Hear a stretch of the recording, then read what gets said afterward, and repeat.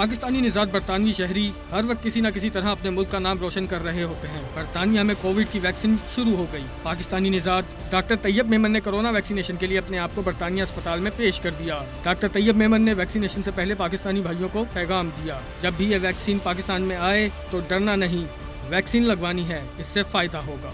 Peterborough hospital है, उनके तरफ मैं आज जा रहा हूँ वैक्सीन के लिए, कोविड वैक्सीन।